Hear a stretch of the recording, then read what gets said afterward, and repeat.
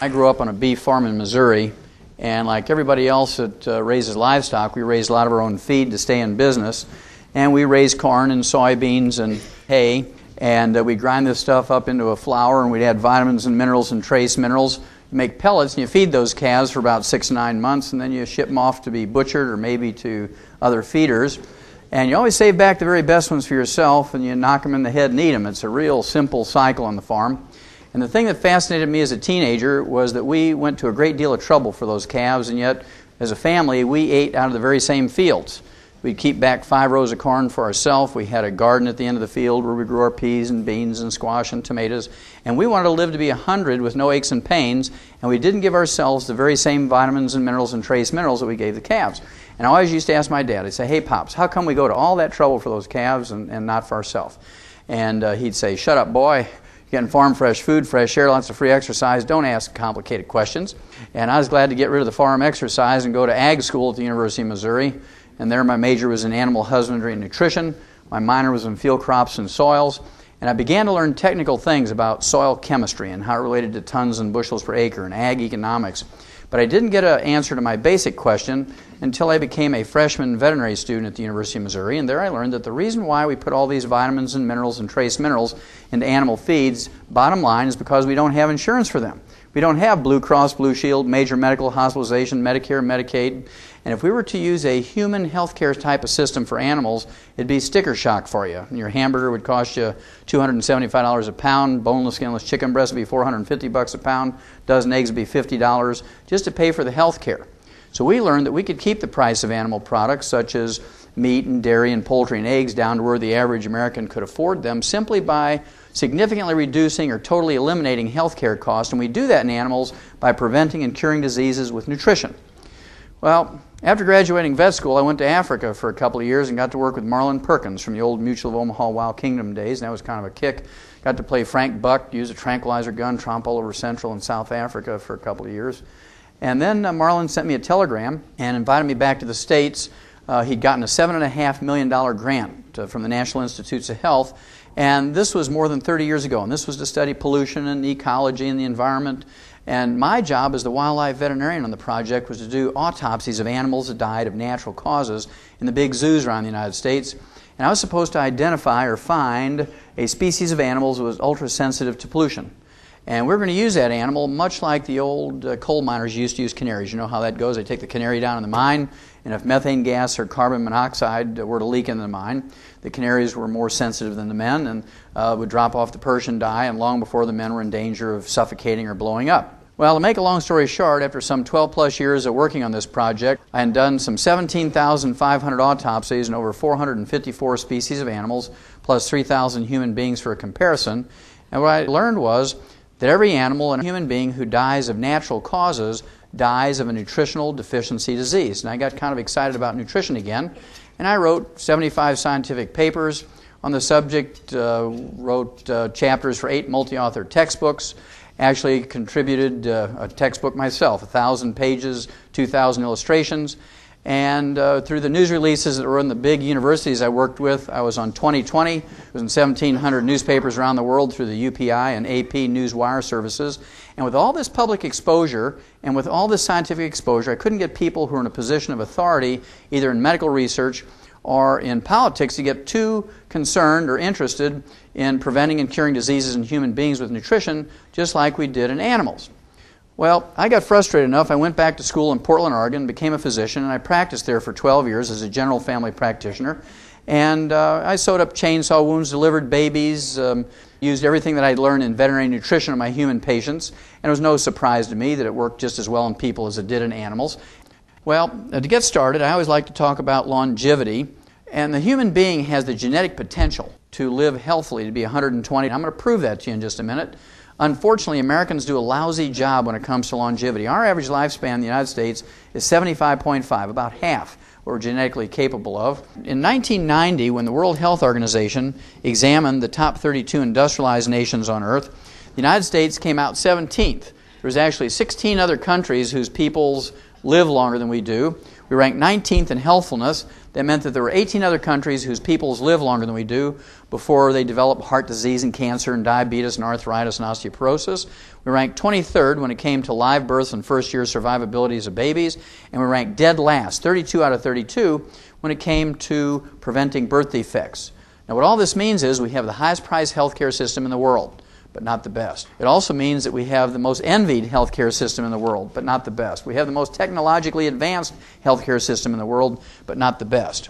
Well, I had a good friend by the name of Christopher Bird for many, many years, over 20 years, and Chris was a best-selling author on books on organically grown food. He was an expert in this subject, and I was always trying to give him vitamins and minerals, and he refused to take them, and he'd tell me, Doc, I bring my own cooler, I don't eat any hotel food, I bring my own organically grown food, and so I don't need to take vitamins and minerals.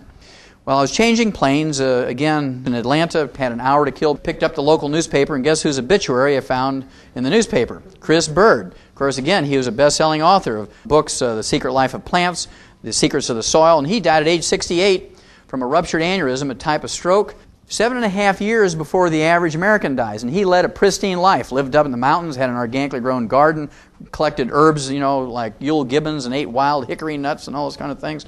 And because of his belief, he died of a copper deficiency. And I'll show you in a minute that copper deficiency causes ruptured aneurysms. And it's just a tragic thing that people have so much to give and die at less than half their genetic potential for longevity. A lot of people say to me, Doc, I don't need to take vitamins and minerals and trace minerals because I use herbs. Now, herbs are not nutrition. You have to understand that herbs are not nutrition. They are great plant medicines. They're safer. They're more economical, and in most cases are more effective than prescription medications that doctors will give you, but they're plant medicines. If you have diarrhea, they can tighten you up. If you have constipation, they can loosen you up. If you have hypertension or high blood pressure, they can bring it down. If you have a fever, they can bring it down. But don't expect to get enough calcium or selenium or boron or copper or vitamin A from herbs. Well, I've been doing biomedical research and clinical research in animals and human beings, and I can tell you no matter how you look at health and longevity, whether it be in animals or human beings, there's only really two concepts you have to deal with. Concept number one I refer to as avoid stepping on the landmines. This is where you don't want to throw away your healthy physical body wastefully. You don't want to smoke. Don't abuse alcohol. Don't do drugs. Don't jog down the highway at 2 o'clock in the morning wearing an all-black ninja suit. You're going to get hit by a truck mirror, right? Whenever a doctor says, here's our options, never say, Doc, whatever you say, you're the doctor. When a doctor says, here's our options, what you want to do is say, look, I want copies of all these records and tests, I want copies of the x-rays, and go visit 3 other doctors and 3 other hospitals. You want to talk to 12 of their living patients that had gone through this procedure. Talk to them, see if you really want to do this. I mean, you do this for your driveway and your roof and your fence and your yard and all that kind of stuff. Why not for your own physical body? That's concept number one. Now that you've avoided the landmines, you're in a good position to do all the positive things that you need to do to go on to live to be over 100. Basically, what you want to do is take all the essential nutrients. 60, that's 60 minerals, 16 vitamins, 12 essential amino acids, and 3 essential fatty acids. And they're called essential nutrients for 2 reasons. Number 1, your body cannot manufacture them. You must consume these every day, either as food or as supplements. Number 2, if any one of these essential nutrients is missing for a couple of months, couple of years, you get on the average 10 deficiency diseases.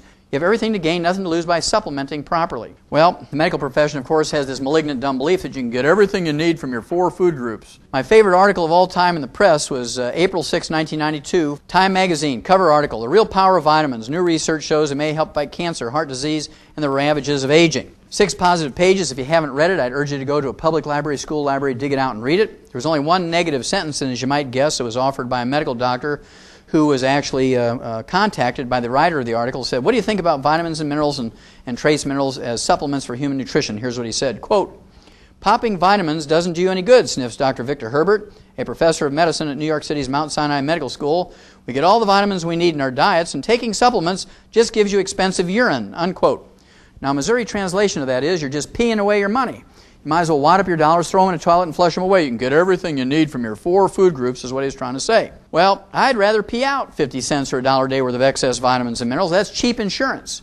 Think about it. How much money you spend for coffee or soft drinks or newspapers and that kind of stuff every day. 50 cents to $1 a day to maintain and repair your body. And it's kind of fascinating that most people don't do it. Just remember, when you pay that doctor out of your own pocket or indirectly through insurance or indirectly through taxes and Medicare, Medicaid, not a single penny of that goes to better understand, manage, treat, prevent, or cure catastrophic diseases in kids, breast cancer in women, prostate cancer in men. Now, a lot of people ask me, why did you call your original tape Dead Doctors Don't Lie?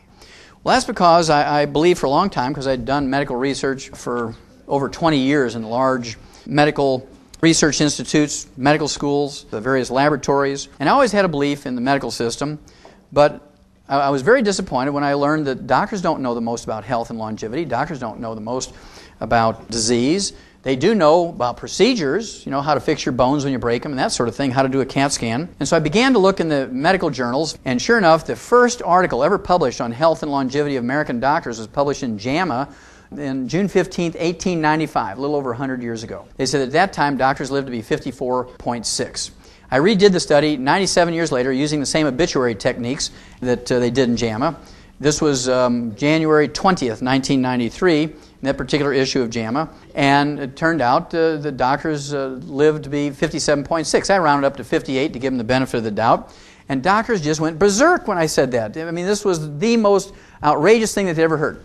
My principle is, my premise is, that doctors don't live as long as the average couch potato in America. And I purposely put that figure out there at 58 to try and challenge people. Well, doctors immediately looked at all the insurance actuarial charts. They got 250,000 dead doctors.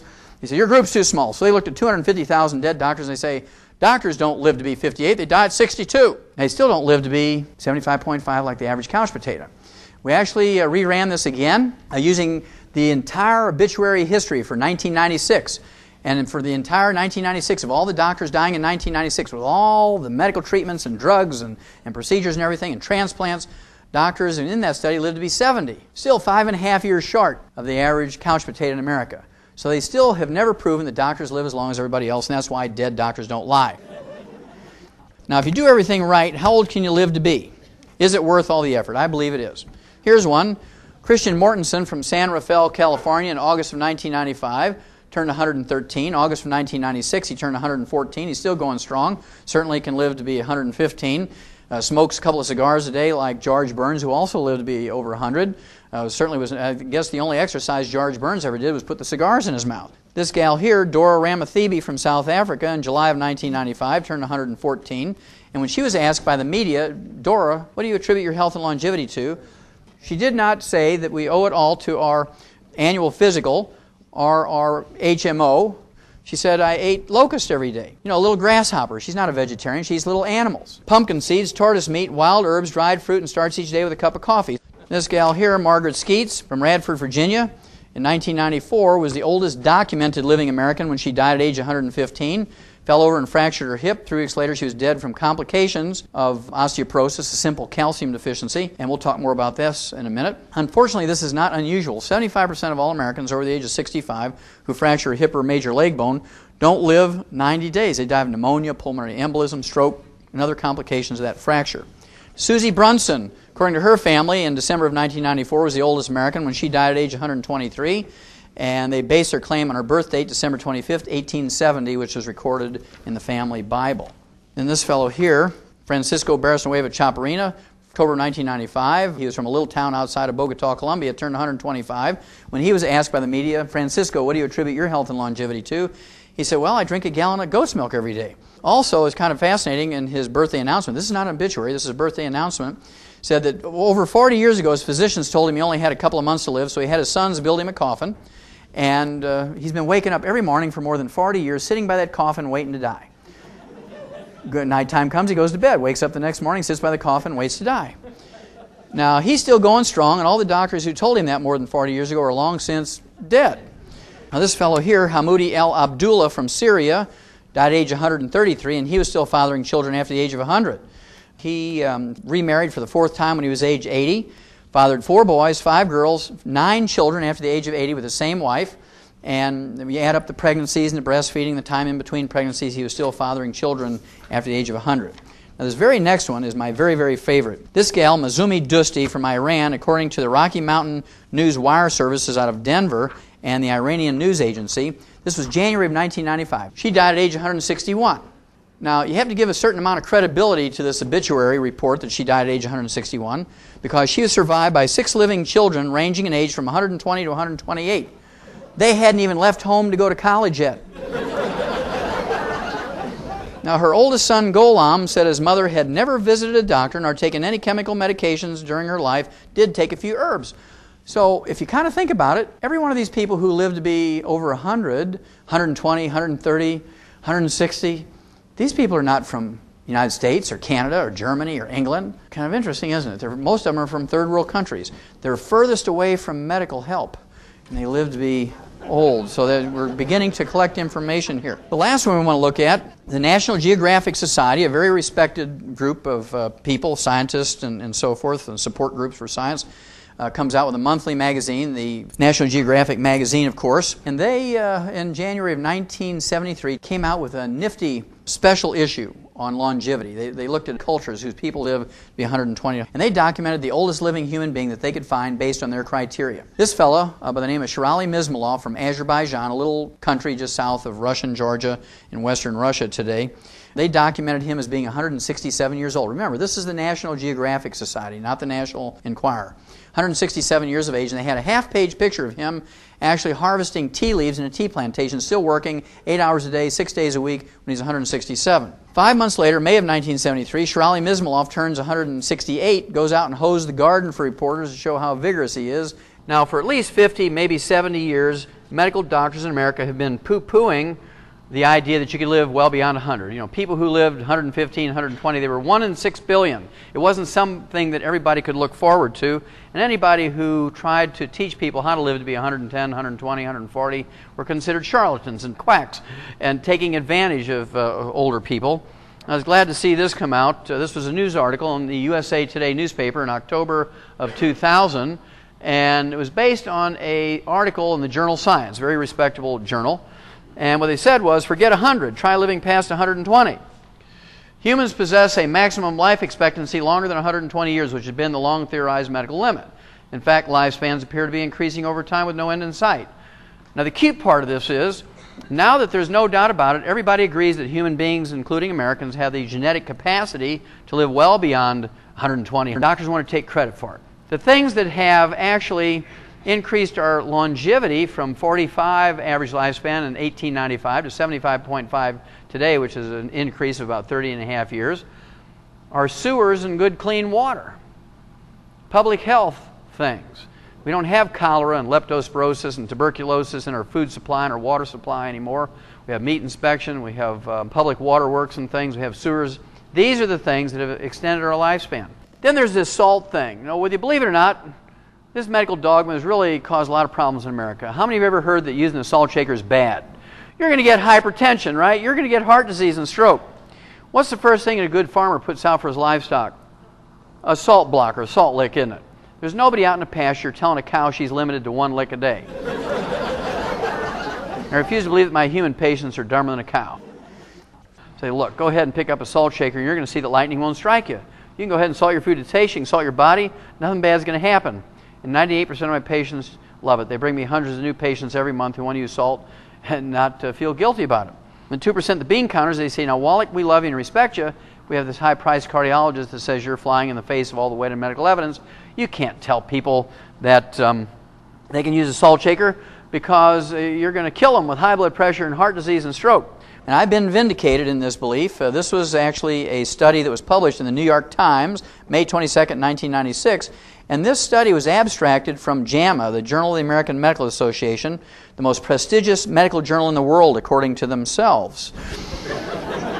Now, in this particular journal, a Dr. Alexander Gordon Logan, who's an epidemiologist and cardiologist on the teaching staff of the medical school at the University of Toronto up in Canada, and he took 56 existing studies on hypertension or high blood pressure and restriction of salt, combined the data from these 56 studies, which included 3,505 people. He threw away all the conclusions and reevaluated the larger group. And what he found out was this. If you have normal blood pressure and you restrict salt, it will not prevent you from getting heart disease or high blood pressure. If you have hypertension or high blood pressure and you restrict salt, 97% of those with high blood pressure or hypertension who restrict salt will not get any measurable benefit. 97% will not get any measurable benefit. 0. 2 to 5% get measurable benefit, but it's not significant. They're only able to reduce their blood pressure by 3.7 millimeters of mercury. So here's what Dr. Alexander Gordon Logan said in JAMA, May 22nd, 1996. He said, you might as well go ahead and salt your food to taste. It's a meaningless exercise. Don't get paranoid about salt.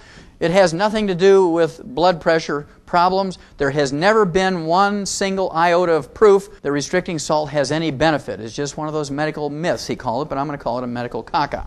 Now, if it's not salt, what causes high blood pressure? Well, it's not salt, first of all, because salt is an essential nutrient. It has a combination of sodium and chloride, both of which you need. And according to the American Heart Association, the minimum daily requirement for a 150-pound person for salt each day is a heaping teaspoon, 6 to 9 grams of salt a day. Now, the Japanese who live longer than we do, the Japanese who live 4.1 years longer than we do and have half the cancer rate, they eat 12 grams of salt a day. They eat 3 times the salt we do. And they live 4 years longer, have half the cardiovascular disease rate, and half the cancer rate we do, and yet they eat 3 times as much salt as we do. So you're beginning to put the puzzle together that doctors really don't know what they're talking about. That's why dead doctors don't lie. Well, if it's not the salt, and if it's not genetic, what is it? Well, it's actually just a simple mineral deficiency. Raise your hand if you ever heard that cholesterol's bad. And you got to get it low in your blood. You got to have a low cholesterol diet, otherwise you're going to get heart disease, right? Doctors would like to blame all cardiovascular disease on cholesterol. We've known for 75 years in the animal industry that cholesterol is not a boogeyman. There's not a single disease that's caused by elevated blood cholesterol or triglycerides. If you can find me one, I'll give you $1 million in small bills in any offshore account you want. There's not a single disease that's caused by elevated blood cholesterol or triglycerides. Elevated blood cholesterol and triglycerides are really just a warning signal, much like a fever. Fevers don't cause infections, but when you have an infection with a bacteria, a virus, a fungus, maybe a parasite, you can get a fever. You can have a broken leg and get a fever. You can have cancer and get a fever. You can have liver disease and get a fever. Babies get a fever when they teethe. And so you have to kind of sort it out. When somebody comes into a doctor's office with a fever, you have to say, well, okay, here's my whole list called a differential diagnosis, all the things that cause fever. If they're 80 years old, you can quickly rule out teething, right? But the rest of them, you may have to do some lab tests for. At any rate, the same thing is true for elevated blood cholesterol and triglycerides. When you have elevated blood cholesterol and triglycerides, it might mean that you have hypothyroidism or low-functioning thyroid gland. You could have diabetes. You could have deficiencies of niacin, chromium, vanadium, the essential fatty acids. You could have liver disease. All kinds of reasons why you might have elevated blood cholesterol and triglycerides, but they in themselves don't cause any problems. Now, the Eskimos above the Arctic Circle have a traditional diet that's 98% red meat and blubber. They eat whale meat, whale blubber, walrus meat, walrus blubber, seal meat, seal blubber, bear meat, bear fat. There's not a single Eskimo above the Arctic Circle that has a Mr. Juice Man juice or eats organically grown broccoli. Their average cholesterol ranges from 250 to 350, and yet they're legendary for not getting cardiovascular disease until they come down to the lower 48 and eat like us. Then when they get the cardiovascular disease, they go back home to die up above the Arctic Circle. They start eating whale blubber again, and it goes away. Well, learning all that, I felt very confident in telling my patients, look, we're going to do something different. My goal as a physician is to have my patients die at an average age of 100. I don't want my patients dying at 75.5. I want to give them another 25 years. I want the average lifespan for my patients to be 100. And we're going to do something different. If you want to do everything that all the other doctors and patients are doing, I want you to go to them because I don't want you to lower my average, right? We're going to do something different. It's just real simple. My favorite disease is arthritis. I love arthritis. Now, the reason why I love arthritis is it's easy to fix. And when you can fix something as horrible and as debilitating, as painful and as expensive and as miserable as arthritis, you get kind of excited about this concept of preventing and curing diseases with nutrition. And so I tell people about this arthritis thing all the time. So let's have a quick look at arthritis. Number one, 75 to 80% of all Americans over the age of 50 get arthritis to one degree or of one type or another. And according to the CDC, the Center for Disease Control, 35 to 50 million baby boomers are going to get arthritis in the next 7 to 10 years, and there's not a single medical treatment designed to prevent or fix it. Aspirin certainly doesn't fix arthritis, causes gastric bleeding and death. Tylenol doesn't fix arthritis, causes 50,000 cases of kidney failure each year, 5,000 of which are so severe you need a kidney transplant. Then there's ibuprofen, Advil, and Aleve. These things don't fix arthritis, and they cause liver disease in 2 to 5% of the users, including liver cirrhosis, even if you don't drink. And then there's methotrexate and gold shots. These things don't fix arthritis. They subdue your bone marrow so you can't make normal platelets and white blood cells. And then you have the granddaddies of all the medical treatments for arthritis, prednisone and cortisone. They don't fix arthritis. They subdue your immune system, which leaves you open to diseases far, far more horrible than arthritis. And prednisone and cortisone accelerate the loss of minerals from your bones, something you don't want when you have osteoporosis and arthritis. Now, when these prescription medications and over-the-counter medications don't work anymore to relieve pain and inflammation, the only thing left for you medically is joint replacement surgery. And I never like to send my patients in for the joint replacement surgery because they never work out well. In fact, many times you're worse off after the surgery than you were before the surgery. The advantage my patients have always had is that I'm a veterinarian as well as a physician. And so I always used to tell my patients, look, we have all these nutritional formulas designed to prevent and cure diseases in animals, including arthritis. And so I tried adapting nutritional arthritis formulas designed to prevent and cure arthritis in pigeons and turkeys, dogs, cats, sheep, pigs, horses, cows, lions, tigers, and bears to human use. And it was no surprise to me. It works just as well in humans as it does in animals because it was designed to prevent and cure arthritis in pigs. And I've literally seen tens of thousands of people who've had a regrowth of cartilage, ligaments, tendons, connective tissue, bone foundation, bone matrix. Doesn't matter if they're 20, 30, 40, 50, 60, 70, 80, 90. I've seen people 97 years old regrow cartilage and bone even if they had bone-to-bone arthritis. If there's blood supply to that joint and that bone, they will regrow bone and cartilage. Well, of course, Harvard Medical School goes berserk when you say stuff like that. Wallach, you can't say those things. The only thing left for people when they get bone-to-bone arthritis is joint replacement surgery. And I'd agree with him if the only raw materials you're using is Tylenol and aspirin and prednisone and cortisone. We've learned over 50 years that you can't regrow cartilage and bone using those things. One of the basic things, of course, that the Harvard Medical School jumped onto, and they said, this is so ridiculous that this couldn't work.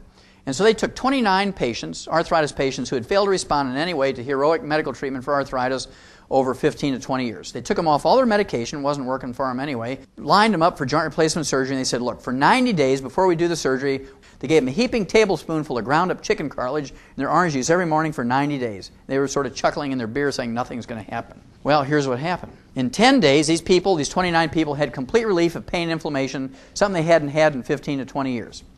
In 30 days, they could now open up a new pickle jar that had never been opened without pain to the fingers, wrists, elbows, and shoulders. In 90 days, 28 of the 29 were clinically cured. Now, this is from Harvard Medical School and the Boston VA. That meant that they had complete return to the range of motion. All the pain and inflammation was gone in their fingers and toes and hips and knees and their neck. And certainly, many of them still had knots on their fingers because it was only 90 days. And you'd think they'd call me up, these professors, of medicine from Harvard Medical School and from the Boston VA, and say, look, Wallach, we have to apologize to you. We've been bad-mouthing you for 20 years, and why don't you come up to Boston? Let's talk about the whole thing. Here's what they said. Quote, after 3 months it was clear that the drug was beneficial, unquote. Chicken cartilage had become a drug in 90 days. Now, why would that happen? Well, because you can't patent chicken cartilage. And they convinced at the U.S. Patent Office that they were using a drug to do this study, and they actually got a use patent on chicken cartilage. And you too, for $3,500 a month, can get Harvard Medical School's chicken cartilage in a capsule for arthritis. Of course, cartilage has chondroitin sulfate in it, glucosamine sulfate, collagen. These are all the basic raw materials to rebuild cartilage and bone. Raise your hand if you know what the red warning light is for on the dashboard of a car truck. Back before we had dials showing temperatures and things, they used to use the red warning light, right? It was called the idiot light. And when that red warning light came on, it meant that your engine was heating up. You didn't have enough coolant or oil, or maybe you broke a fan belt or split a radiator hose. And a reasonable person would pull the vehicle, car, or truck over the side of the road and deal with the problem so you didn't burn the engine up. Even a Mercedes would burn up if you didn't have enough coolant and oil and a fan belt and a radiator hose. Then, of course, the village idiot, that's why they call it the village idiot light or the idiot light, they'd be driving along, they'd see that red warning light come on. They say, I don't have time to deal with this. So they whip out their pliers, they cut the wire to the red warning light, they keep on driving. Now, even a Mercedes will burn up if it doesn't have oil, coolant, a fan belt, and a radiator hose, right? And so you really have to be the village idiot to do that. Nobody in their right mind would do that to their vehicle. How many of you know what pain is for? Raise your hand if you know what pain is for. That's pretty good. Most of you know that. Pain is the red warning light for your body. When you get pain in your foot, your ankle, your leg, your knee, your hip, your back, your shoulders, elbows, wrists, and fingers, your body's saying, don't use those joints, don't use those bones, don't use those muscles until you fix them. It's absolutely criminal for a doctor to write you a prescription for a pain reliever, an anti-inflammatory or muscle relaxant, or any of those combinations without rebuilding the bones and the joints and the cartilage at the same time. If they just give you a pain reliever, just give you an anti-inflammatory and or a muscle relaxant without rebuilding the joints and the bones at the same time, all they're doing is cutting the wire of the red warning light. You're going to wear those bones and joints and cartilage out faster and faster and faster. It's actually a negative to be taking painkillers and anti-inflammatories without rebuilding the joints and the bones at the same time. The reason why I say no carbonated drinks, and I've been doing that since 1964, is because carbonated drinks actually will neutralize your stomach acid And you cannot efficiently absorb minerals, digest protein, or absorb vitamin B12 without stomach acid. You have to have stomach acid, like battery acid. Doctors have the criminal belief that you don't need stomach acid, and they give you all these drugs to get rid of your stomach acid, antacids, and they give you drugs to stop producing stomach acid, right? They don't want you to have stomach acid. Absolutely criminal. You can't digest food and absorb food without stomach acid. I know most of you knew that carbonated drinks neutralize stomach acid. If you remember back 25, 50, 75 years ago, when somebody would ask their doctor to say, look, I overate a Thanksgiving dinner, and I have heartburn and indigestion. What do I do? And that was before they had Zantac. They say, well, take some 7-Up, drink some ginger ale, drink some club soda, take some sparkling water, because the carbonation will neutralize your stomach acid and give you some relief, and it would. Now, if you do that 3 times a year, drink a carbonated drink 3 times a year for Thanksgiving and Christmas and Easter because you overeat during those holidays, that's okay. You're going to survive. But when you're drinking 2, 3, 4, 5, 6, 8, 10 carbonated drinks a day, you're not going to survive. Because over the long haul, you will not be able to absorb the nutrients. You're going to get some horrible combination of terrible diseases. This came out June of 2000. And this is a Harvard study on 460 junior high school girls in 9th and 10th grade. And what they found out was that those junior high school girls who drank 1 non-cola carbonated drink every day, they increased their risk of fractures and osteoporosis as a teenager by 300%. They found out that if they drank 1 carbonated cola drink, a cola carbonated drink every day, they increased the risk of fractures and osteoporosis as a teenager by 500%. Now, do you think that this is more dangerous for teenagers or adults? It's much more dangerous for adults because you only have 25% bone matrix and you're very, very slow to recover. Where teenagers have 40% bone matrix and they can recover in a week's time. We learned in 1957 from a turkey study where they took 250,000 turkeys and they put them on a complete turkey pellet trying to get them to finish for market within a few days or a week or so of each other. And in the first 13 weeks, fully half of them, 125,000 of them died. Farmers were out there every morning. They picked them up every morning by the bushel basketful, took them to the state diagnostic lab to see what they died from. When they opened them up, every one of them had died of a ruptured aortic aneurysm. And one of the clever pathologists says that's got to be due to a copper deficiency because copper is required to manufacture the elastic fibers of arteries and skin and other tissues, and the mechanism of an aneurysm is identical to the mechanism of a balloon on a weakened wall of a tire. You know when you hit a chuck hole with your tire and you break the cords, the internal pressure blows a balloon, you overload that tire with weight or heat it up on a highway, it blows out. Same way with an aneurysm. When you have a copper deficiency, you get a breakdown of the elastic fibers in that artery, the internal pressure, even normal blood pressure will blow a balloon in that artery, and a balloon in an artery is called an aneurysm. And of course, if it's in a strategic place like the brain, the carotid artery, the coronary arteries, the large arteries, the aorta, pulmonary artery, renal arteries, they blow out, you die suddenly, just like you've been shot.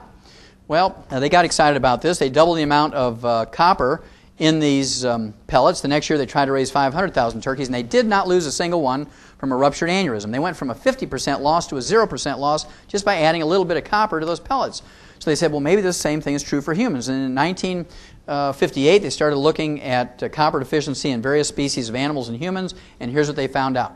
The very first symptom of copper deficiency is white, gray, and silver hair. Copper is required as a cofactor to manufacture hair pigment. Doesn't matter if it's blonde, red, brown, or black hair. And I see a lot of copper deficiency in this room. I can almost tell you which people, men and women who have colored their hair, get pretty good at that, as being a physician. And you don't want to be like a medical doctor and just treat the symptoms. If you're just coloring your hair, you're treating the symptoms. You need to do the basic thing of take some colloidal copper. And if you don't, what's going to happen is you get a breakdown of the elastic fibers in your skin, and you start getting crow's feet around the corners of your eyes and your mouth. Parts of your anatomy begin to sag, and you know you're in trouble when your doctor tells you, look, I've got a golf buddy down the hall who's a plastic surgeon for $10,000 who'll make you look 20 years younger. But you don't need a facelift, a booby lift, a tummy tuck, or a derriere lift. All you need is some copper, and everything will come back up just like you have a hydraulic jack under it. It'll just come right back up. Those elastic fibers tighten right up. People say, Francine, did you get a facelift? You look great. You look like you're 20 years younger. Now, if you don't take some action at that point, the next thing that happens is you get a breakdown of the elastic fibers in the large veins of your legs, and you get varicose veins. If you don't take action at that point, you get a breakdown of the elastic fibers in the large veins of your exhaust pipe, and you get hemorrhoids. So if you have hemorrhoids, varicose veins, things that sag, wrinkles, white, gray, or silver hair, the odds are you have aneurysms developing in you somewhere. And you don't want to, of course, die suddenly of a ruptured aneurysm when your body's been warning you for 10, 20, 30 years. Just remember, people don't die suddenly of an aneurysm. It may be you drop and die. Think about old Albert Einstein. He died of a ruptured aortic aneurysm at 68 years of age. What color was his hair? He was famous for wild white hair, wasn't he? Now, you'd like to think that people who win the Nobel Prize in medicine would at least live to be 75.5, but they live to be 58 just like other doctors. And, of course, that's because they are trained and they believe and they practice. You can get everything you need from your 4 food groups. Doesn't matter if they win the Nobel Prize or not. This guy here, Dr. George Kohler, was the youngest person ever to win the Nobel Prize in medicine in history. 37 years old, wins the Nobel Prize in medicine, and he won the Nobel Prize in medicine for studying monoclonal antibodies, which are antibodies trained to attack cancer cells. And if they ever get this really working, it'll be great because they won't have to use chemotherapy anymore, which kills more people than it saves. 11 years after winning the Nobel Prize in medicine, Dr. George Kohler, now 48, drops dead of a cardiomyopathy heart attack because he believed you can get everything you need from your 4 food groups. Didn't take any selenium, died of a cardiomyopathy heart attack. Now, I have to tell you why athletes are early warning system. Couch potatoes, by definition, are people who go to extraordinary efforts not to sweat. Right? They make every human effort not to sweat. They're changing the TV channels. Honey, bring in the popcorn. I'm changing the channels. Son, bring me the TV guide. I'm changing the channels. By contrast, athletes have the attitude, no pain, no gain. And they're out there sweating and working away, power training, strength training, running, and they sweat. Athletes, no matter age, they sweat more in 5 years than couch potatoes do in 70 years. And when you sweat, you don't just sweat out potassium and Gatorade, you sweat out all 60 essential minerals. If you sweat out all of your selenium and don't replace it by supplementation, you're at higher risk of getting a cardiomyopathy heart attack. You sweat out all of your copper and don't replace it by supplementation, you're at high risk of developing an aneurysm and dying suddenly of a ruptured aneurysm. You sweat out all of your chromium and vanadium and don't replace it by supplementation, you're at high risk of getting diabetes.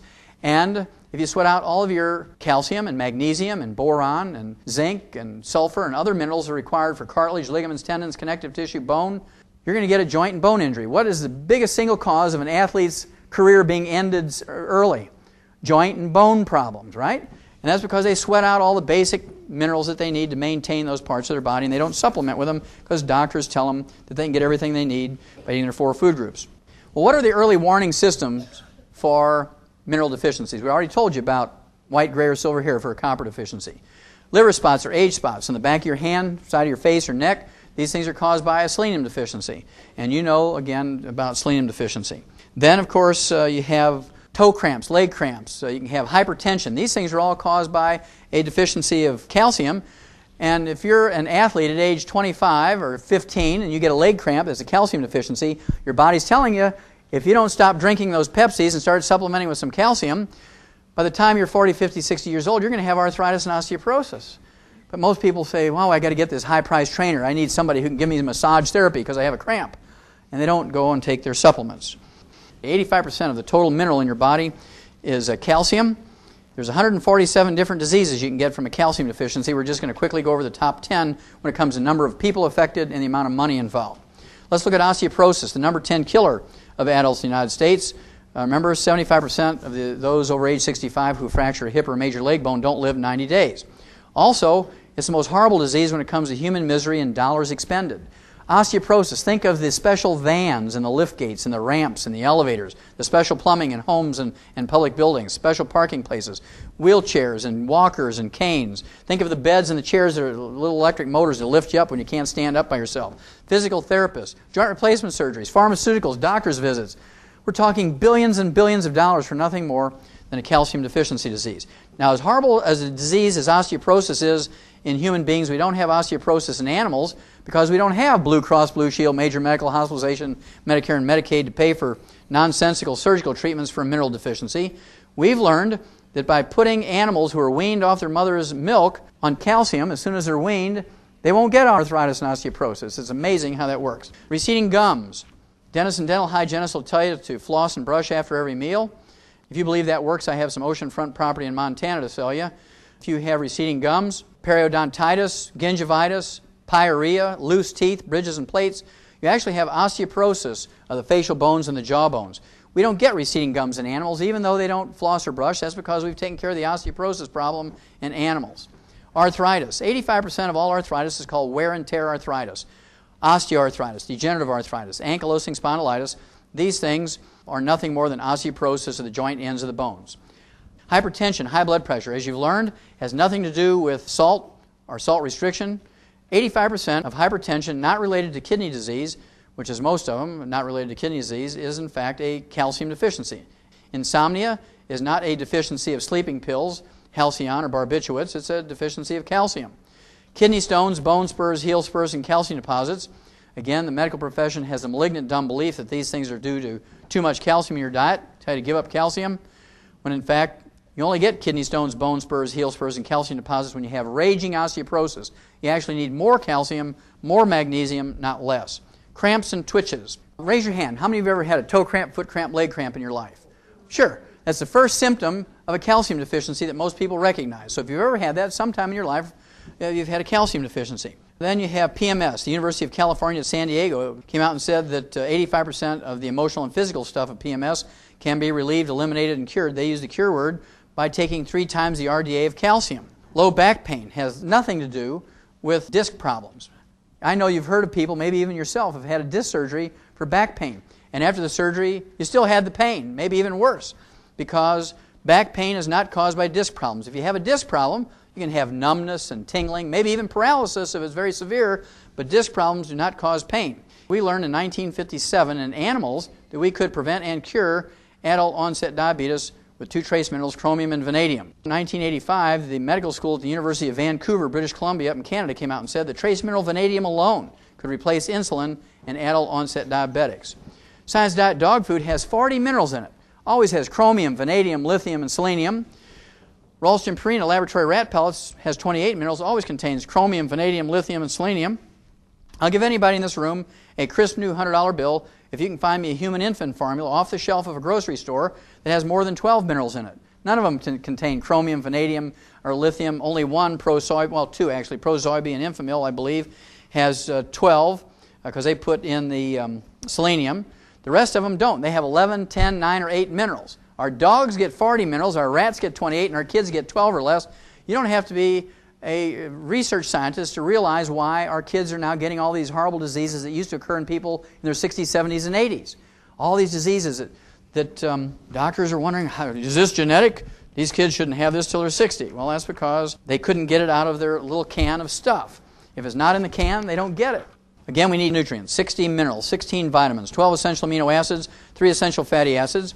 And fortunately, over the thousands of years that human beings have been around, we haven't had to think much about this because our food plants, our grains, vegetables, fruits, and nuts take carbon dioxide out of the air and manufacture long carbon chains, many of which are vitamins, amino acids, and fatty acids.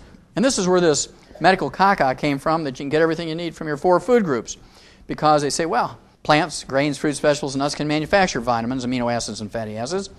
But we've tried this experiment for 200 years. Americans have eaten better than anybody else in the world. We've had the best quality food in the world over anybody else, and yet we only live to be 75.5. We don't set any health or longevity records. So if you want to live to be over 100, can't get it from eating your 4 food groups. You can live to be 75.5. You may live 10 years older, 10 years younger, but on the average, 75.5. So if you want to live to be over 100, you do have to supplement with vitamins, amino acids, and fatty acids. There's 3 types of minerals that you have to concern yourself with. First of all, there's metallic minerals. These are things like oyster shell, eggshell, limestone, coral calcium, seabed minerals, clays of various types. Tums is a popular one with doctors. Lactates, gluconates, citrates, oxides, sulfates, carbonates. These are nothing but ground-up rocks. We're not designed to eat ground-up rocks. Nobody can show you humans or animals are designed to eat ground-up rocks. We're designed to get our minerals by eating plants, grains, vegetables, fruits, and nuts. And as a result, plant-derived minerals are absorbable, more absorbable than chelated, more absorbable than the elemental or metallic minerals. Plant-derived minerals are liquid. They're very small particle size. They're 7,000 times smaller than a red blood cell. This is the way they're stored in your cells and are moved around in plant vascular systems and human vascular systems in the liquid plant-derived form. They're negatively charged. I don't know all of the physics and the chemistry. It's one of the basic features of a colloidal mineral that's negatively charged. These 3 factors together give you absorbability. Now, the way it's supposed to be is our food plants, our grains, vegetables, fruits, and nuts, take the elemental or metallic minerals out of the soil, convert them to minerals for their own use, for their own metabolism and biochemistry, and then animals and people eat these plants that are enriched with minerals. That's how we're designed to get our minerals. Unfortunately, we have several problems here. For 100 years, we've used a simple fertilizer known as NPK. We put in 3 nutrients into the soil when we need 60 minerals. We put those 3 nutrients in the soil for maximum yields per ton and bushel per acre. Then, of course, we have to understand that plants cannot manufacture minerals. If they're not in the soil, they're not in the plants. Plants only have minerals in them if they're in the soil. Plants cannot manufacture minerals. Over 90 years at least, we've been deficient in our soils in America, and as a result, our food is deficient, and as a result, the crops, the grains, fruits, vegetables, and nuts that are grown there are minerally deficient, and as a result, the animals and people who eat these minerally deficient crops get mineral deficiency diseases, and the only way to prevent and cure them is with mineral supplements.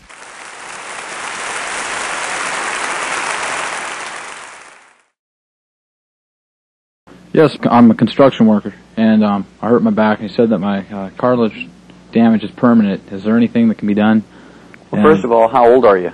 I'm 28 years old. And what do you normally take for fluid replacement when you're working out in construction? What do you drink during the day? Water, Gatorade. You don't drink any soft drinks?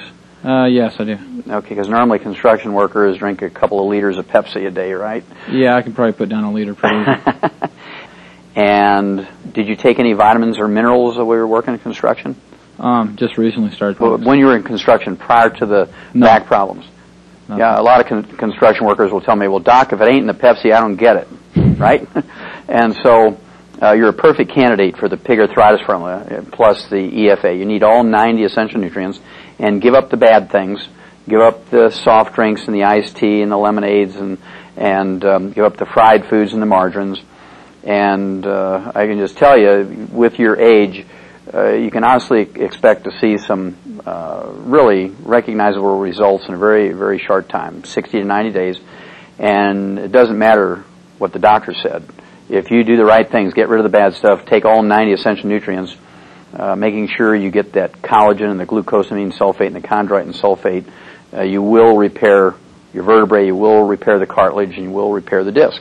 Dr. Wallach, it just seems like every week I pick up a newspaper and I see about our young athletes having problems with their bodies falling apart. What can we give our athletes and our children so that they can be healthy and have long lives that we want as well? That's a great question, because most people believe that exercise is good for you. And that was always a great question. You know, is exercise good for you? Is it necessary for health and longevity? And when you inspect this question, you have to look at professional athletes who spend most of their teenage years and going through university and the semi-pros and the pros training and practicing and doing their events. And if exercise was the factor in living a long, healthful life, athletes should live longer than couch potatoes. But when you look at this critically, couch potatoes in America live to be 75.5, and the average athlete, depending on the sport and their level of competence, live to be 62 to 68, far short of what a couch potato lives to be. And, of course, athletes suffer from a great many joint diseases and bone injuries and tendons and ligaments,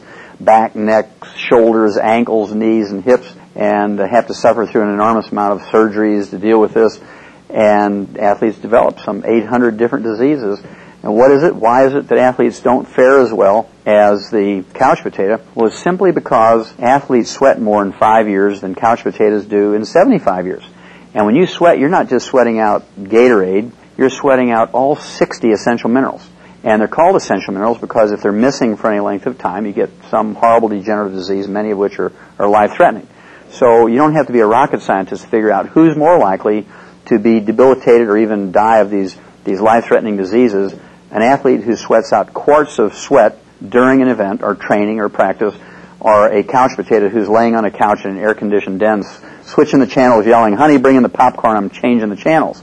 And this is very serious because the Center for Disease Control says that as many as 100,000 young athletes under the age of 30, 100,000 each year die suddenly during an event or training or exercise or immediately after an event from cardiomyopathy, heart disease, and ruptured aneurysm. And we know that cardiomyopathy, heart disease, is due to a selenium deficiency, and ruptured aneurysms is due to a copper deficiency. So you can begin to put two and two together. Why does a 10-year-old die of a ruptured aneurysm? Well, he sweat out all of his copper, and you can't get copper from curly French fries and Pepsis. It just doesn't work. Dr. Wallach, what about arthritis? Well, arthritis is my favorite disease because it's easy to fix. It's one of the great myths that the medical profession perpetuates, is that you can't build bone mass after the age of 50, 60, 70 years of age. You can only slow down the loss. And the reason why they say that is because they try to rebuild bone mass using plain calcium, whether it's Tums or calcium citrate or carbonate or gluconate or lactate, and your body will not retain much or any of the calcium you supplement with in your bones without first building new bone matrix. You have to have new bone matrix. This is this rubbery collagen material that looks like tendon or skin, and it makes up 25 to 40% of our bone weight, 40% when you're a child and 25% when you're an adult. And so it's absolutely essential. If you want to deal with the wear and tear arthritis, osteoarthritis, degenerative arthritis, ankylosing spondylitis effectively, you have to take all 90 essential nutrients, and the best way to do that is with Dr. Wallach's pig arthritis formula. Remember, I'm a veterinarian as well as a physician, and we learned a long time ago, maybe 100 years ago, in veterinary medicine that we could actually prevent and reverse, maybe even use the cure word in animals, arthritis, simply by giving the animal the raw material to develop properly and to maintain and repair the joints. And so, using this information that we developed in animals, if you use the same concept for human beings, I have literally seen tens of thousands of people over the years who had bone-to-bone arthritis, they had osteoarthritis, they have degenerative arthritis, ankylosing spondylitis, which are basically a joint form of osteoporosis. It's osteoporosis, the joint ends of the bones. And they've tried all kinds of medication. And of course, if you take medication, if you take a painkiller, if you take an anti-inflammatory for arthritis, essentially all you're doing is cutting the wire to the red warning light. Pain in a joint says, don't use me until you fix me. And by taking a painkiller, by taking an anti-inflammatory, which will reduce pain, you're allowing that joint to be used even though it would have been painful without the drug, and so you're wearing that joint out faster and faster and faster. And to me, it's criminally negligent for someone to be prescribed a painkiller or an anti-inflammatory for joint disease without repairing the joint at the same time. And this is where the pig arthritis formula really shines, and it works just like a charm in human beings. So does the same apply for bone spurs? Absolutely. Bone spurs are a manifestation of osteoporosis. A person will get bone spurs and calcium deposits when you have osteoporosis, just the opposite of what a doctor will tell you.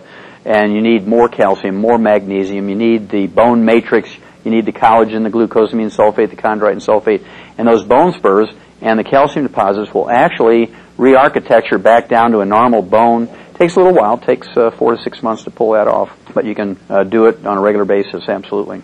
Cancer seems to be striking everywhere in our population these days. What do we have that we can help people that are facing the challenge of cancer?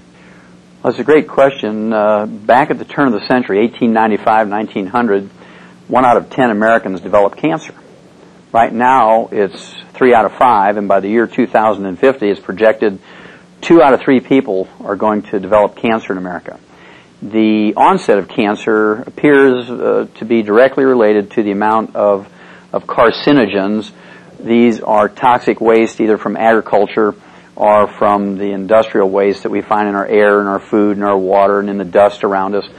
And the lack of the ability to defend against these carcinogens, and the most common defense mechanism that we have, the one that we have access to in a very economical way, are the antioxidants like selenium, like the grapeseed extract, like the green tea. You're looking at vitamin E, vitamin C, beta-carotene, and avoiding fried foods and margarines and things that we have control of, eating as much organically grown food as possible. And according to the medical school at the University of Arizona, and this came out in JAMA, the Journal of the American Medical Association, December 25th, 1996. I mean, we're talking about a great Christmas gift to the American people. They did a wonderful study, 10 years. It was a double-blind study, 1,300 people. They gave the study group 250 micrograms, which is 1/4 of 1 milligram. And we're talking an itsy-bitsy amount of selenium. They just used selenium alone. Didn't change anything else. And by giving these people 250 micrograms, 1/4 of a milligram of the trace mineral selenium, they were able to reduce the risk of esophageal cancer by 71%, prostate cancer by 69%, greater than 2/3, colon and rectal cancer by 64%, almost 2/3. Lung cancer was reduced by 48% whether you smoked or not. And in a parallel study from the University of California, San Diego, 250 micrograms, 1/4 of 1 milligram of selenium, the trace mineral selenium, reduced the risk of breast cancer by 50 to 80%. And the same study showed that if you already have cancer, if you take 250 micrograms of selenium every day, you will in fact double the natural history life expectancy of a particular type of cancer. For instance, lung cancer, the natural history is about a year. Brain cancer is less than a year. Uterine, ovarian, colon, breast cancer is 2 to 5 years. Prostate cancer is 5 to 8 years. Well, just by taking 250 micrograms of the trace mineral selenium every day, 1/4 of 1 milligram, according to the University of Arizona's medical school, you can double that life expectancy just by doing that one thing.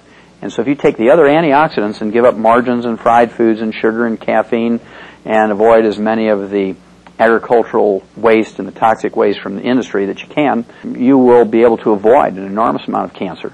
And if you already have cancer, doing other things such as taking the antioxidants and getting on macrobiotic diets and so forth, you can add many healthful years to your life. You can certainly have a better quality of life. And many people will extend their lives in a great way, 10, 20, 30, 40 years. And obviously there's no way you can look in somebody's eyes and say, you're the one that's going to live 50 years. And so people just have to do all the right things, and they're going to get the best that can be gotten from nutrition and the supplements. Dr. Wallach, I've been a diabetic for about 30 years. What kind of minerals should I take to help me? Okay, well, first of all, are you an adult onset type 2 diabetic or are you juvenile onset type 1 diabetic? Juvenile onset type 1. You are insulin dependent because the definition of a juvenile onset type 1 diabetic is that you do not make any insulin, and so you will never be able to wean off of insulin. You will always have to take some insulin. But there are 2 trace minerals, chromium and vanadium, that will make the insulin that you supplement yourself with very efficient. And most people who are juvenile onset type 1 diabetics are able to reduce the amount of insulin they require to stabilize their blood sugar by supplementing with the chromium and vanadium. Normally, a person learns how to adjust their insulin by taking their blood sugar once or twice or 3 times a day. And so you're taught how to adjust your insulin intake. And just by following what you've been taught, as you supplement with this plant-derived colloidal and the chelated chromium and vanadium, you will be able to get down to a new dosage of your insulin. And the value of taking the whole pig arthritis formula is that there's nothing worse than paying attention to your blood sugar levels and your insulin intake and then dying of a ruptured aneurysm because you didn't supplement with copper, or developing cancer because you didn't supplement with selenium. So it's very important, even though you're a diabetic and that is your primary immediate concern, still over the long haul, being a health-conscious person just out of necessity, you're going to have to supplement with all 90 essential nutrients. And the odds are, even though you're a juvenile onset type 1 diabetic, you have every honest expectation of living to be 100, symptom-free, if you do everything right.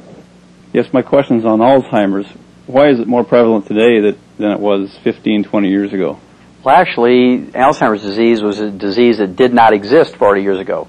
Alzheimer's disease, even by another name, could not be found in any medical dictionary or textbook or taught in any medical curriculum. It only became an entity in the medical literature in 1979, and today it's apparently the number 4 killer of adults in the United States over the age of 65, behind cardiovascular disease, cancer, diabetes, and then comes Alzheimer's disease. And it appears to me with no doubt that it's due to what I call a physician-caused disease, because doctors have encouraged people, in fact demanded that people give up saturated fat and cholesterol and move towards a cholesterol-restricted or even a cholesterol-free diet to get their blood cholesterol down below 200, and they have created no less than 25 of these cholesterol deficiency diseases, and to me Alzheimer's disease is one of the big ones. 75% of our brain weight is pure cholesterol. It's called myelin. It's this fatty stuff that insulates each nerve fiber of the brain and spinal cord, and we can only make about 10% of our daily need of cholesterol. The other 90% must come from the diet. And if a person is very, very good at giving up chicken skin and red meat and dairy and eggs like a doctor would have them do, after about 6 or 8 or 10 years, they're not going to be able to keep up with the maintenance and repair needs of the cholesterol for the myelin in the brain and spinal cord. And so you can just expect that the person is going to develop one or more of these 25 physician-caused diseases, including acquired seizure disorders and Alzheimer's disease. Now, the best way to avoid Alzheimer's disease is to eat a couple of eggs every morning for breakfast, not cooked in margarine or fried. You want to consume as much as 72 ounces of red meat every month. And I know this sounds like a lot, but it's just a quarter pounder a day. And you want to supplement with all 90 essential nutrients. And when you get to the vitamin E level, you want to have at least 2,000 international units of vitamin E, and you want 500 micrograms of selenium. And if you do that, even if you already have Alzheimer's disease, you can expect to have a significant amount of return of memory. Great study done by the University of California, San Diego, and the Salk Institute that says by taking 2,000 international units of vitamin E alone, even if you have advanced Alzheimer's disease, you can get a significant amount of memory return. I've remodeled homes for families. You notice these little children bouncing off of walls, and what they get for breakfast and a snack after breakfast, and then lunch again, normally has sugar in it. Is there any correlation here with ADD? Absolutely. Back at the turn of the century, 1895 to 1900, Americans were eating a half a pound of sugar per person per year. Today it's 150 pounds of sugar per person per year, and somebody out there is eating 300 pounds because I don't eat any. And I can tell you that there's a direct correlation between the increase in ADD, ADHD, depression, manic depression, bipolar disease, and the increased consumption of sugar. And if you look at it, there's 5 million American children, school-age children, who are on Ritalin and Prozac and imipramine and other antidepressants in school. 5 million drugged American kids in preschool and elementary school, simply because these kids are sensitive to sugar, like many people are sensitive to alcohol. There's good alcoholics who just kind of go to sleep when they have a couple of drinks. There's the people who get boisterous and sing loud Irish songs when they take a couple of drinks. And there's some people who get violent and very angry and become dangerous to themselves and other people. Child abuse, spouse abuse, they abuse their neighbors. Road rage is another way of looking at this. Life-threatening situations. People actually will gain criminal behavior sometimes because alcohol acts like a drug in them. Same way with sugar. Some people, when they take in sugar, they have low blood sugar and they just get drowsy and fall asleep. Some people, when they take in sugar, they get hyperactive and boisterous and actually ADD, ADHD. And then there's some people, when they take in sugar, again, will have road rage. They're very, very aggressive and reactive and can be dangerous to themselves and their families and other people in the community. And to me, it's criminal for Coca-Cola machines and candy machines in school and then wonder why kids beat up on each other or shoot each other. Well, in addition to getting all the sugar out of their life from sugar-frosted flakes and Pepsis and Reese's peanut butter cups and candy and Pop-Tarts and syrup on their Eggos, they have to supplement with all 90 essential nutrients. Even little kids, from the moment they're born, to develop properly, this includes their emotions, and repair and maintain themselves, and especially lithium, chromium, and vanadium. And there's an enormous amount of research in human beings which show that lithium deficiency results in hyperactivity, ADD, ADHD, depression, manic depression, and criminal behavior. And so they have to do both. And you can avoid all this. It's amazing. Just within days, they will be perfectly normal little kids. My next question is, my husband and I are thinking about starting a family, and we want to know the nutritional way to go. Okay, that's a great question. People always ask me, well, when do children need to start taking vitamins and minerals? And the answer is, when they're still an egg is when you want to start them. And so we've learned in the animal industry, and remember I'm a veterinarian as well as a physician, we've learned in the animal industry that we could prevent as much as 98% of all birth defects, even ones that are thought to be genetic in humans, simply by giving the females, especially the females, all known essential nutrients for that species 6 months prior to conception. Build up that female animal's body in stores of these essential nutrients so that the embryo implants in the uterine wall and develops in an environment that has optimal amounts, guaranteed optimal amounts of all the nutrients, and you will almost eliminate the possibility of a congenital birth defect related to a mineral or vitamin or amino acid or essential fatty acid deficiency. To give you some idea of how successful this is, according to the University of California, San Francisco, right now in America, 1 out of every 33 human babies in America are born with some physical or emotional or mental birth defect. 1 out of 33. In animals, it's only 1 out of 500,000 if they're fed these commercial diets that have all the known nutrients in them. And so it's just very, very easy to understand, well, if we supplement young women and men who are in the childbearing years with these nutrients, that we'll be able to eliminate, totally eliminate cleft palates, cleft lips, spina bifida, eye defects, heart defects, hernias of various types, club feet, no feet, web fingers and toes, no fingers and toes, muscular dystrophy, Down syndrome, cerebral palsy, cystic fibrosis. These are all preventable with proper preconception nutrition. So the earlier that a couple who wants to have normal, healthy children and have a wonderful, uncomplicated pregnancy, the earlier you can get on all 90 essential nutrients prior to conception, the better off everybody is. Hello, Dr. Wallach. The women in my family are plagued with hay fever and asthma and allergies, and I don't want to join those ranks. Is there a better way? Absolutely. Let's start with asthma. It's the easiest one to deal with. Asthma is actually a deficiency of 3 nutrients, magnesium, manganese, and the essential fatty acids. And by taking the pig arthritis formula twice a day, you're going to get the optimal amounts of the plant-derived colloidal and the chelated magnesium and manganese. And then by taking the minimum daily requirement, the 9 grams of the essential fatty acids, and those 3 nutrients together, the magnesium, manganese, and the essential fatty acids, will allow you to produce what's called prostaglandins. Prostaglandins are little short-lived hormones that last in your bloodstream 30 seconds, 60 seconds, and your body is continuously making them, kind of rapid fire. And when you don't have those 3 nutrients, you cannot make the proper prostaglandins to keep your bronchi and your trachea open, and that's when you develop asthma. And it's very common when people take all 90 essential nutrients, including the magnesium and manganese and the essential fatty acids, within weeks or months, the tightness, this constant tightness in their chest, is significantly reduced or maybe even totally relieved. The frequency and the severity of their asthma attacks is reduced. I would certainly still keep an inhaler available until in case you have some unexpected emergency, kind of like wearing your seatbelt, even though you're on a smooth flight and you're not going to anticipate sudden turbulence. You need to be prepared for emergencies, but you have every honest expectation of doing very well. Then, as far as inhalant allergies from dust and pollens, and seasonal ones from dust and pollens, and maybe constant ones from danders on cats and dogs and chickens and feathers in your pillows and that kind of thing. Maybe even chemicals that come out of rugs and formica and new cars like formaldehyde and other chemicals. You want to get your immune system working optimally so it can protect you from these things, because most people are able to tolerate them. And what happens is when your immune system doesn't have enough nutrition to function optimally, you become a victim of these things assaulting you all the time.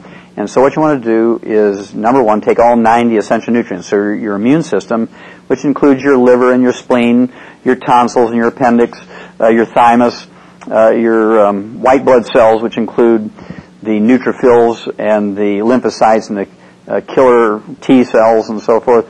Also, you have eosinophils and basophils. You have neutrophils. All of these white blood cells, you have albumins and globulins, which are the immune proteins. You have antibodies themselves. You have your digestive system, your skin, your tears, the mucus in your body. All of that requires 90 essential nutrients to produce this immune system, which is not just your killer T cells.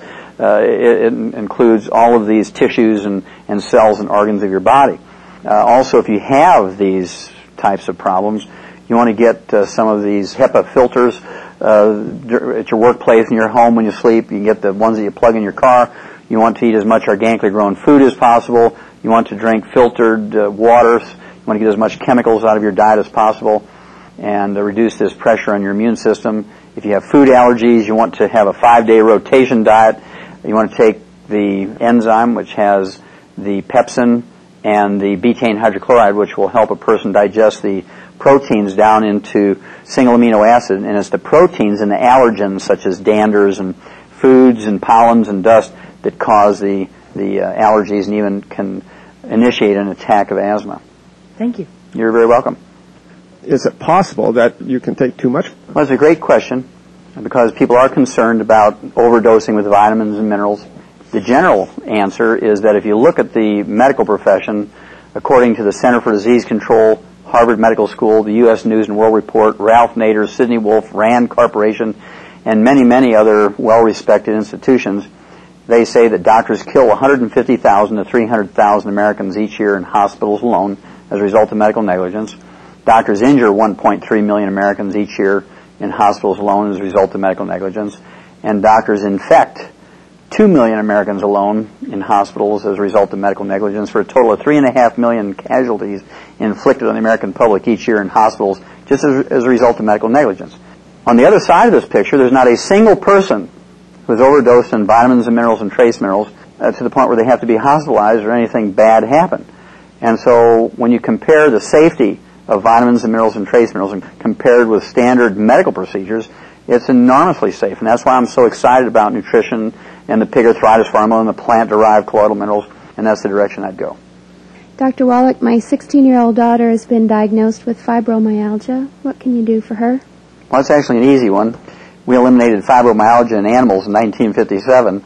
And in sheep, it was called stiff lamb disease, and also in sheep and calves and foals, which are baby horses, and chickens and turkeys, and any other animal that was raised for meat.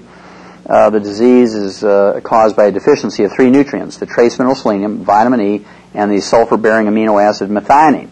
And there's 2 things you have to do to deal with fibromyalgia. Number 1, eliminate the free radicals and the trans fatty acids that actually initiate damage to the muscle and cause a scarring of the muscle tissue, which is very painful, even normal muscle movement.